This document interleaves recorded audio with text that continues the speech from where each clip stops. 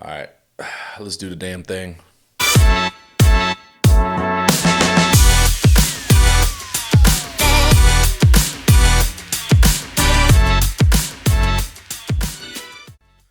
What is up, sports ball fans? This is the first and Tuna podcast. I'm your host, Tuna. It's week 2, and it's been a hell of a season. If you're here for the second week in a row, watching on YouTube, I appreciate you, you beautiful human being. If you're listening on Spotify, you're also a beautiful human being. I won't forget about the audio listeners. If you're new, I'm your host, Tuna. Please like and subscribe to the video, or on Spotify, the button is somewhere on the app. But for our new listeners, we're covering all the California teams. So as you can see around me, big Rams fan, so that's going to be very Rams-centric week in and week out, but we will be covering the 49ers pretty much at length today for the 49ers, actually. A little bit of the Chargers and Raiders as well. So what are we getting into today? I've got a good slate. We're going to cover some news and highlights from around the league, some big stuff that you should pay attention to, whether you're a avid football fan or if you're brand new to the sport. There's some things to look out for. We are going to do game recaps. We had the Rams and 49ers play last week. Was a great game, highlighting some key rookies that went up against a juggernaut in the San Francisco 49ers that made it fun for me to watch. We're going to go into the Chargers, who, my God, is it emotionally taxing, even being a non-Chargers fan, watching them play and lose these close games. So for all my Chargers fans out there, or if you know one, reach out, do a welfare check. It's a tough slate, the last few games they've played. And then lastly, unfortunately, we do have to cover the Las Vegas Raiders, who I will say they played a professional football game. They participated. Good job. But that being said, let's get into some highlights. Got some stuff I want to cover for you guys. First, big injury news. Monday Night Football, the Cleveland Browns went into Pittsburgh, played the Steelers. Big news out of this game, besides Deshaun Watson not being good for how much money he's paid, is Nick Chubb suffered a huge season-ending knee injury. As of right now, I don't know if he had an MRI to exactly what happened, but for those of you that have seen it, it's been out for about 2 days now on the internet for everybody to see. It was pretty substantial. He doesn't have anything connecting anything in that left knee. Unfortunately, it was the same knee that he pretty much broke or tore all his ligaments back in Georgia during his college days. So it is season ending, unfortunately. Hopefully not career ending, because it was pretty bad. So big ups to him. Second thing we're going to cover, we're going to stay in the AFC North. A little quick hitter. I just want to highlight Joe Burrow is not playing well at all right now. He kind of stinks. The reason I talk about Joe Burrow is because there was a lot of hype coming into this season. He's been a phenom since he's come into the league 3 or 4 years ago. I think this is his 4th year. I cover Joe Burrow just because a lot of non-avid, long-time football fans know who Joe Burrow is. I know a lot of women love them some Joe Shiesty, but he's not playing well right now. So if you're an avid follower of him, a news line to watch is trying to figure out what's going on with him. He's got a calf injury, but is it the offense? Are they just off to a slow start? They've got great wide receivers. It just doesn't make sense why they're not playing well right now. And they will be a focus for us here at the First and Tuna podcast, because they do have a game coming up, hosting LA Monday Night Football Week 3. And the last highlight I have of the week is, it's not really a true highlight. It's just more my favorite moment.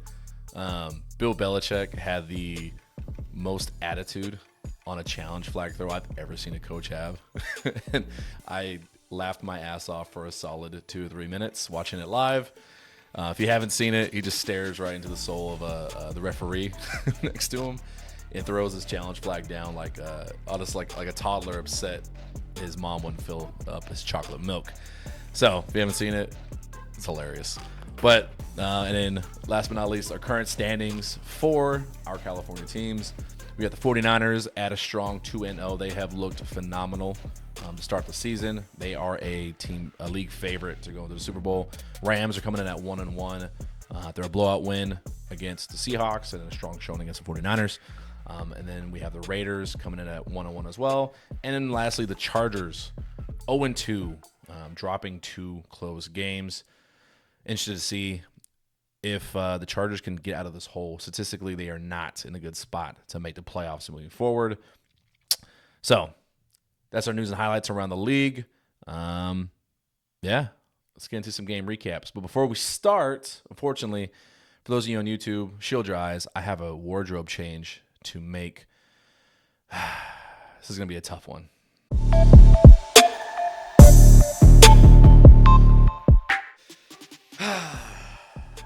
If you're watching on YouTube, you may be a little confused as to why I'm wearing a Nick Bosa jersey, because red is definitely not my color. But this is the result of losing a bet to my buddy and friend of the podcast, Art. Loser of this game had to wear the other team's jersey. So what better time to wear it than in front of you beautiful folks? I hate my life. Thanks for viewing. So let's get into it. If you're new to the podcast, when we recap these games, we don't just go over box scores and stats. Those are great. We will highlight some players that I think did extremely well. Maybe some things to look forward to. But I like giving the big picture. Because if you've been following the sport long enough, you know that numbers do lie in football. They don't tell the big picture. You can throw for 500 yards, but it doesn't necessarily mean you had a great game. You could have been losing by 42 the entire time. So to give you the big picture, I will have some narratives stand out, things that I think that you should pay attention to and that make the games even more interesting, whether you're new to the sport or you love the game like me. So since I'm wearing the jersey, let's talk about the 49ers first. They are a top 2, top 3 team in the league. I personally think they're number 1, and some people will give that to either the Eagles or the Cowboys. I think they're the best team in the league. They're the most complete. Playing the 49ers truly is a war of attrition.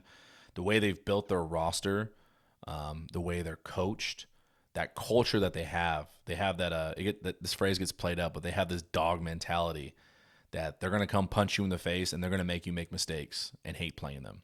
They're more physical than you and they're more talented, and they really overwhelm a lot of teams. The way they've built their roster over the last few years are around these freak athlete, super talented guys, and it's shown. 3 of the last 4 years, the only teams to beat these guys when it comes to playoffs or Super Bowl are either the Super Bowl champions or teams that went on to go to the Super Bowl. Last year was the Eagles. 2 years ago, the Rams. 4 years ago, the Chiefs into Super Bowl. So clearly they have a recipe for success, and they're built for a little bit of longevity right now. They have a great core, and they're really difficult to play. It's extremely difficult when you're a familiar foe like the LA Rams. This is a great narrative. I'm so happy that they played in week 2 because I really want to see how this played out. Because where on one end you have the 49ers, who are like number 1, number 2 team in the league. And on the opposite end, you have a lot of people put the Rams like the bottom 5. And how we got here is super interesting too. Because whereas the Niners have drafted extremely well, retained a lot of talent, the Rams seemingly went in the opposite direction in regards to, they had this mentality a few years ago. The phrase was "fuck them picks." For those of you that don't know, it was basically, hey, we have draft picks. Let's trade these things away. We don't want to draft rookies highly in the draft. Let's take that, bring in talented veterans from around the league that can help us win now, even if we only have them for a year or two. Pay them a bunch of money, try to win a championship. It worked out. When they brought in guys like Matthew Stafford, Von Miller, Odell Beckham Jr., they were in win now mode. They ended up going on to beat the 49ers in an NFC championship game. The one time they beat them out of the last 10 matchups. God, that sucks to say. But they beat them when it matters most. So, that being said, it's a very interesting dynamic because you have these two teams seemingly on the opposite ends of the spectrum, because this is where the 49ers are talented and almost the best at every level of their roster. The Rams, on paper, they seem to be tanking. Coming into this season, all everybody could talk about was all they're going to do is try not to win and actually use their high draft pick to draft a new quarterback or do something and move on next year, that their focus isn't trying to win this year. And it's been completely opposite from what we've seen through 2 weeks. After week 1 and they blew out the Seahawks, a lot of people didn't really know how to take it just because, hey, you win in week 1, but are the Seahawks bad? Was it a fluke? Because week 1 games can be a little weird where people are kind of, getting acclimated to the season again. People tend to not look too much into it. So playing the 49ers in week 2, I genuinely was excited to see how does this young team stack up against the 49ers. And by young team, I have to emphasize that half of the Rams roster has less than 3 years experience. 20 of them, counting the long snapper, are rookies. It's not truly a recipe for success for most teams. You don't want half of your roster being that young. You want them with a little bit more veteran, some leadership. So that's why a lot of people were assuming, hey, if you have so many rookies playing, they're not going to win a lot of games. And the Rams really showed some character in this game. I think what got forgotten, and this is going to be actually my first take for this game, on the positive note for the Rams, people forgot how good of a coach Sean McVay is. What got forgotten is that human element. When you have great leadership, you're able to bring the most out of the talent around you, regardless of how young they are or not. And with that, you also have to coach these rookies well enough to get great contribution from them. The two rookies that we're going to highlight, actually three, because getting really hard to choose at this point. First one that everyone's talking about, Puka Nacua, wide receiver out of BYU, who was drafted in the 5th round. Not a lot of people expect a 5th rounder to produce, especially right away. But he had a phenomenal game. If I look at his stats really quickly, he had 15 receptions for 147 yards on 20 targets.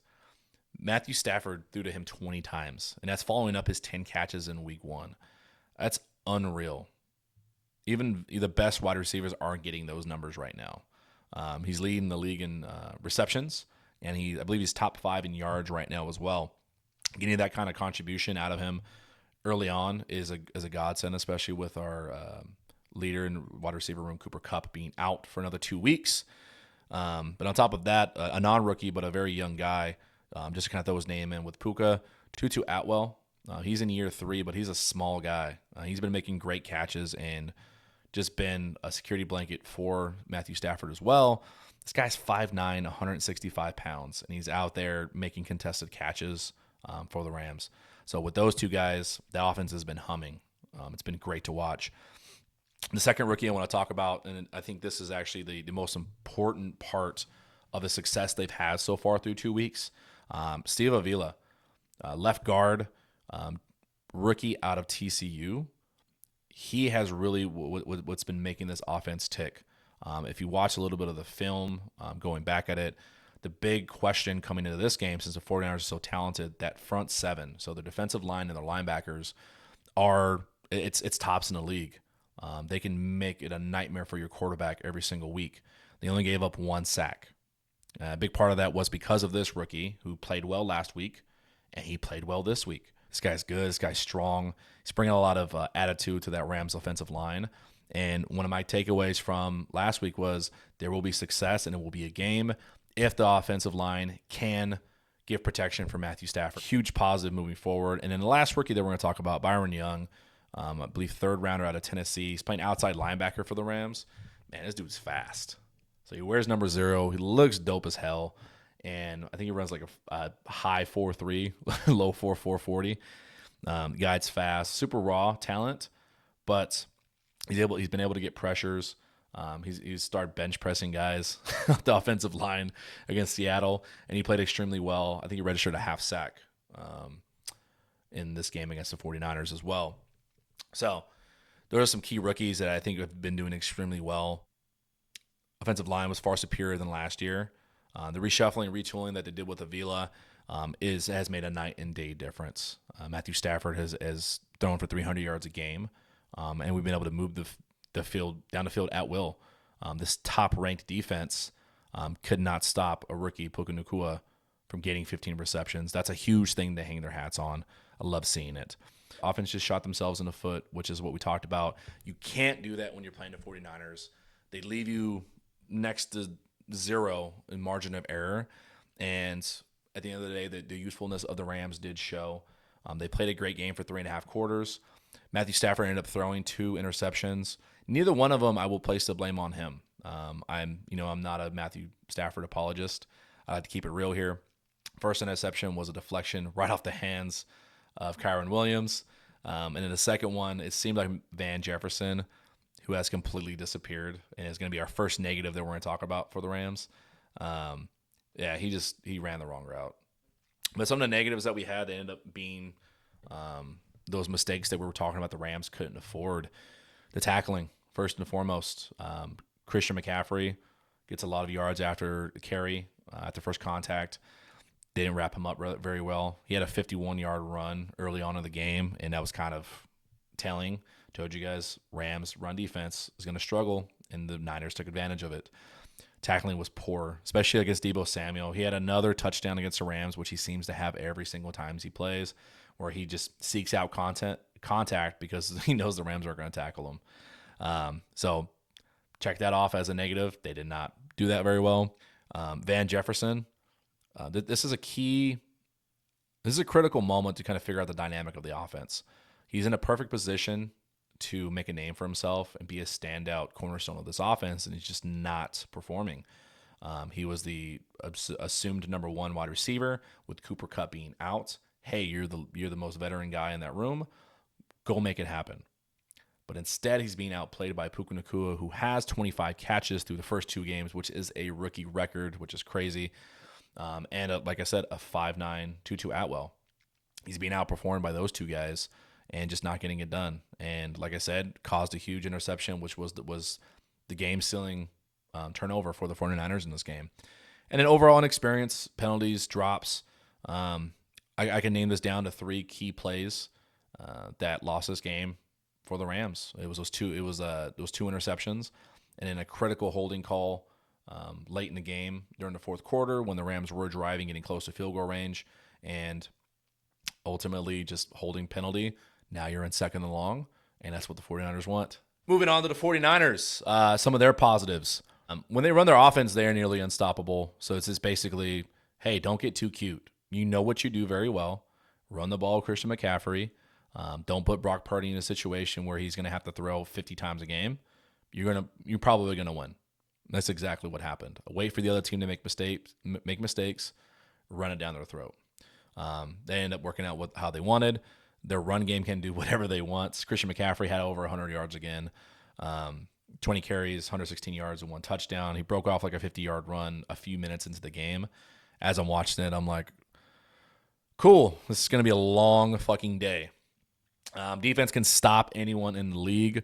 Hargrave and Bosa, those 2 in combination, I was very scared of coming into this game. And if it wasn't for the retooled O-line that I don't think is getting enough credit so far through 2 weeks, I think in past years, Matthew Stafford would have been sacked 5 or 6 times this game. That's typically how it's gone. But he had time, he had a clean pocket. But fans, from what I've seen on Twitter or X, is that some people were getting upset, like, hey, we paid Bosa all this money, and he hasn't really produced like we thought he would. Honestly, relax. He didn't practice at the preseason. He got his contract done late. I think it'll take 2 or 3 weeks for him to get into, I don't want to say game shape, to get acclimated to the season. And then I think he's going to go on a tear for 15 weeks after that. Some negatives, if I could point any out, the right side of the offensive line is still an issue for the 49ers. If any pressure was to come from Brock Purdy on an early sack from Byron Young, it came originally from either the middle or the right side. The left side is going to be pretty much on lock with Trent Williams. Didn't get too much pressure from Aaron Donald because they were triple teaming him seemingly the entire game. But that right offensive line, they seem to have less success running that way too, outside of like fly sweeps with Deebo Samuel. Brandon Ayuk seemed to have a shoulder or neck injury. I'm not sure what the MRI results were on that. Went down in that first drive, and then after a few catches he made after that, he didn't seem right. So I'll be very curious to see what the long-term ramifications are of that for the 49ers. And I think the biggest negative for the 49ers defense, that secondary got exposed. They are very susceptible to the pass. Not exactly sure what type of concepts was confusing the 49ers. I'm not sure if it was just taking advantage of some of their zone concepts and just finding the open windows, and maybe Puka Nacua is really a top 5 wide receiver in the league. But I think it takes a special caliber of player to get open that many times, and some poor play in the secondary to allow a rookie to get 15 catches. So I know I talk about that front 7 of the 49ers being so dominant, but that secondary got exposed. So I'll be very curious to see what happens with that. Some top performers for the game. Talked about them a few times. You're sick of hearing it. Puka Nacua had 15 catches, 147 yards on 20 targets. That means 20 times throughout the game, Matthew Stafford said, "Here, you take the ball." That's unreal. That's phenomenal. He set a rookie record for the first 2 games with 25 catches, which is it's just crazy. And then top performer, nothing really stat-based, but we keep talking about him, Steve Avila. He held it down where he was under a lot of pressure to perform and not allowing Hargrave or Bosa to get in and get pressure on Matthew Stafford. He gets an A+ for the game. Love to see it. For the 49ers, Christian McCaffrey, 20 carries, 116 yards, and 1 touchdown. He honestly should have had more. There were some deep shots they ended up taking instead. I feel like they tried passing more than they needed to. They could have just ran the ball probably every other play and won the game. And then Fred Warner for the 49ers, he had 2 plays that were just unreal. He almost sacked Matthew Stafford on a handoff. Yeah, on a handoff. Looking ahead, the Rams play the Cincinnati Bengals on Monday Night Football. My prediction on that one is they're going to win by 4. Joe Burrow's not playing well. He's injured. I don't think they're going to figure it out in this week. I think it's going to take them another week or 2 to really figure it out and get back into form. Getting a road win will be huge for the Rams, and that's going to be my first thing for you to pay attention to. It's going to tell a lot about the season, that if they can go on the road against, I'd say, unfamiliar foe. It's always these games where you're not, division rivals. You don't play them a lot. That can be a little tricky, especially in prime time Monday night. That if they can go on this road game and get a win, I feel very confident saying they're a playoff contender. That they can battle for a playoff spot and get in and make some noise. What to watch from this game? Can Stafford avoid turnovers? So far, he's been able to dink and dunk his way to 300 yards per game. Do they take some deeper shots? If they can avoid turnovers and he can get 2 or more passing touchdowns, I feel very comfortable saying he's going to have a phenomenal year. So those are my 2 takeaways to look for in that game. For the 49ers, they've got the Giants this Thursday. Thursday Night Football, so quick turnaround. It's their home opener. I think the Niners won by 14. I think they've been playing great so far. I think the Rams just played them extremely well, better than people anticipated. And I don't think the Giants are very good. I think that's a fluke win that they had against the Cardinals and that comeback victory. Some keys for the 49ers, honestly, can they avoid injuries? Playing on Thursday night sucks. It's a 4-day turnaround from playing a hard game on a Sunday to fly back to the Bay, play in primetime Thursday night, just avoid injuries. That's going to be a huge factor for them in the season. And then just what the game is, I feel it's a trap game. Can they not play down to the level of their opponent? Because I don't think the Giants are very good. I don't think they're a playoff team like last year. They're inferior on paper, so just dominate them, win by 14.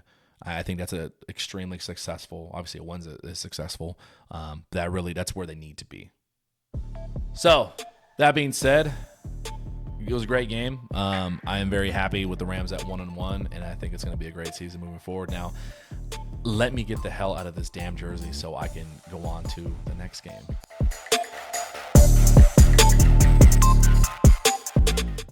Woo. All right, feels good to get out of that nonsense. Jumping into our next game on the list, Raiders versus Bills. Unfortunately, it's already slating out to not be a potentially great season for the Raiders, and I don't say this out of being a Raider hater at all, I swear. But some of the question marks we had coming into the season for Las Vegas is already kind of showing themselves. What is that Jimmy G experience going to be for the Raiders? Is it going to be the potential Super Bowl winning quarterback? Is it going to be the slight game manager, the hospital balls going over to receivers like we're starting to see already? And then what's that defense going to look like? So far through 2 weeks, getting kind of a mixed bag.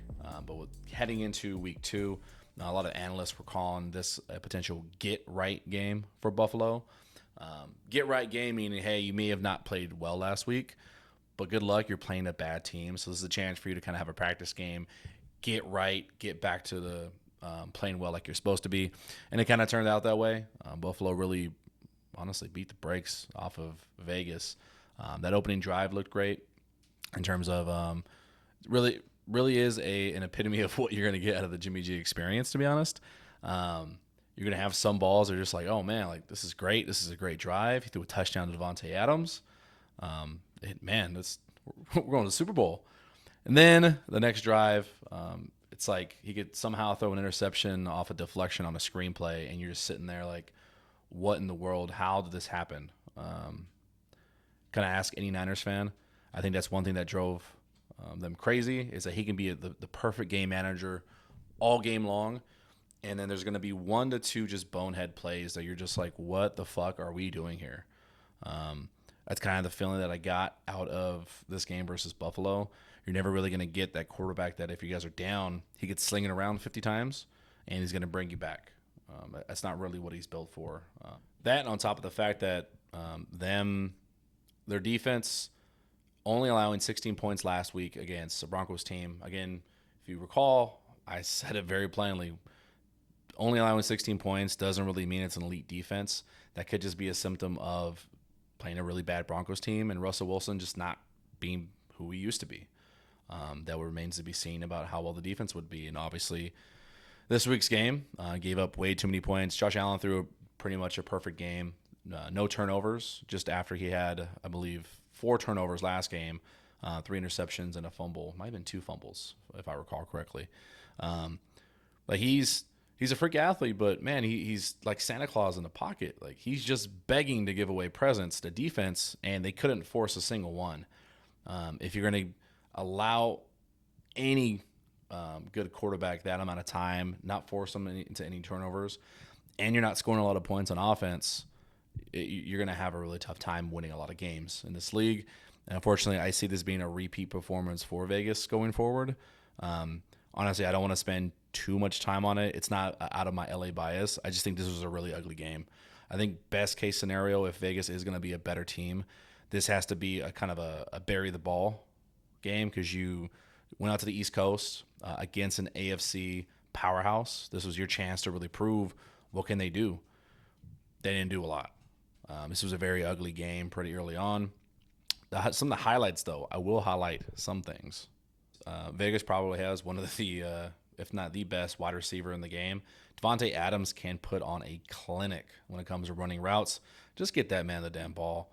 And I wish the other highlight would be Josh Jacobs. It just seemed he really struggled on the ground. Seems ready to play, though, because every time he got a pass, he was getting some yardage, getting some chunks. I think he got over 50 yards receiving. But honestly, the only real bright spot I saw for Vegas was Devontae Adams. Just keep getting that guy the ball. Just do that, and everything else will fall into place. Looking ahead for the Raiders, it is really up to them. The biggest challenge is going to be, can they put on a better performance? Can they come out with a better game plan, so that way they're not just labeled as a potential get-right game for other teams? All I kind of keep hearing on the channels like ESPN is that these other struggling offenses like a Pittsburgh or Cleveland, no need to fear if they look bad. They're playing the Raiders soon. If they look bad against the Raiders, then damn, they must suck. But if they can at least score a ton of points on the Raiders, they're going to be okay. So it's going to be really up to them. A litmus test moving forward, something to pay attention to, is can they get better at holding competent offenses to less points? And some other things I would say are keys to victory in their upcoming game against the Steelers Sunday night is going to be establishing the run. Jimmy G, like I said, is not going to be that gunslinger that's throwing it around 50 times a game. Not like yours truly, Matthew Stafford. But he's just not going to be that guy. You need to establish the run so that way they can run his bread and butter. Run, make every play action pass look just like the run play. Give him time. Give him 2 intermediate routes. Let him pick apart the defense that way. That's like my extremely dumbed down version of the Jimmy G experience. A lot of run, a lot of play action, and just let him get the athletes the ball. Envision kind of what San Francisco is doing with Brock Purdy right now at elite level. Vegas needs to try to do that at mediocre level to start and kind of build off that if they want any kind of success with Jimmy G. And then the other one, their key to victory is going to be defense. They need to force at least 2 turnovers. Because of what their script is going to be, seemingly so far, is they're not going to score a ton of points. They're going to need to try to run first, build off the play action, right? So those a little bit slow hitting games, you need to have your defense getting turnovers. You can't just allow the other team to go up and down the field at will, especially if you're playing the Steelers, because the Steelers will force turnovers. They will get a lot of sacks, so you're going to need help from your defense. I think that the Raiders will win if they force at least 2 turnovers. If they don't, I think that's a direct cause of them losing. So look out for those things. But I will say, I think they actually get it done. I do predict the Raiders will win by 1 point. I think it'll be low scoring, but they'll squeak out a victory at the end, possibly with the Daniel Carlson kick. So sorry for being a little bit all over the place with the Raiders. It was a really ugly game. I don't want to hit too hard on you Raiders fans, but I do have optimism for you guys. I just think the game plan needs to change a little bit. So based on those keys, let's see if they change it. Let's see if they get better moving forward.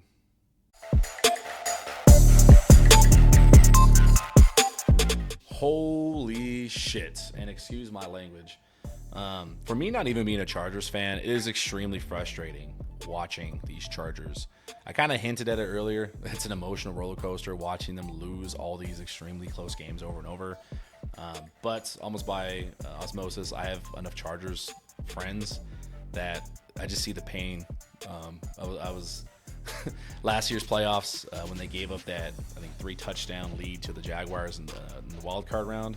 I was with my friends that are Chargers fans, and that was rough. That was depressing. So to see them continue that into this year with the first 2 games is extremely rough. And this is going to be a little bit of a rant, because for as much as I love this game and the reason why we're here in this podcast, let me see if I can fix this mic for this part. I hate sloppy, bad football. It's a pet peeve of mine when I'm watching these games. So similar to how the Pittsburgh and Cleveland game was, yeah, great defense, but man, those offenses were terrible. Opposite with this Chargers team, their offense is pretty damn good. Herbert's going to keep lighting it up all year. When they get Eckler back from injury, he's going to keep doing his thing. Keenan Allen's rewound the clock about 6 or 7 years. He's lighting it up. K.A. the Slayer is looking great. Their issue, and this is where the rant is coming from, is defense. They gave up way too many yards on the ground, knowing what the Titans want to do. They allowed a terrible-looking Ryan Tannehill, and by terrible looking, look back to his week 1 performance. Just don't YouTube that game against the Saints. Watch him for 2 minutes. That was probably some of the worst quarterbacking I've seen from a veteran in a while. And in just a week's change, to allow him to hit some deep bombs on your defense. And the reason why there's a rant needed is because Brandon Staley, the head coach for the Chargers, is a defensive-minded coach. He came from the LA Rams coaching tree, and they have, I believe on paper, the most expensive defense in the NFL. Between Joey Bosa, Khalil Mack, J.C. Jackson, Derwin James, they have stars on that defense, and they are just getting gutted. They are the reason why they're losing these close games, and it is making me hot and bothered. It sucks to see, honestly. Until they fix this defense, they are going to continue to be the LA Rams' little brother. They're just renters at SoFi Stadium. But man, it's fun to watch that offense, but that defense is porous at best. But in the sake of being positive and looking forward, some positives that I saw out of the Chargers: the offense is good. Justin Herbert is a guy. He couldn't get it done late in the game. There was no heroics from him or anything. But, man, statistically, he gets the job done. You have a franchise quarterback. Build on that. Second note is Keenan Allen's playing like a top 5 receiver right now. And it's fun to watch. He's very good. He's one of the best route runners in the league. So if you want something fun to watch, if you're trying to root for the Chargers, just watch Justin Herbert connect with Keenan Allen. Keenan Allen's number 13, in case you don't know. It's just really fun. Great team. But getting into the negatives, that run game really did miss Eckler. It was Joshua Kelly got the start in his absence, did pretty much nothing with it. He got a few passes. That's about it. And then the defense, in particular, the pass coverage, it's a note I left out is they also got 5 sacks in that game. So it's not the pass rush, because clearly they're getting pressure, but they're getting torched in the secondary. Like, how do you have a quarterback throw for 300 yards and 2 touchdowns, right? You have a wide receiver go off. You get 5 sacks on defense, and you still lose the game to Ryan Tannehill of all quarterbacks. That's rough. This one's going to sting. I'm not letting this one slide like I'm letting the Raiders game slide. They get a pass. Just, hey, There's too much new stuff going on over there. Bury the ball, move on. This Chargers team, this is just a repeat from last year. Something's got to change. Something to look forward to, I will say. Their next game upcoming is against the Vikings. The Vikings defense is just as bad. Honestly, this is kind of a mirror image of each other. You've got two good quarterbacks playing extremely well. You have a star wide receiver on either side doing extremely well. If Eckler's out, you're going to have two running games that are pretty much non-existent. Something's got to give. One of these two teams at 0-2 has to do something to win the game. With that being said, my prediction is the Chargers will win probably by about 2 or 3 points. But this would be the game where both their defenses step up. In a game where you're not expecting it to be, and we're talking about it so much, this would be the game where it's opposite, where the offenses are bad and the defenses are great. That's kind of my prediction.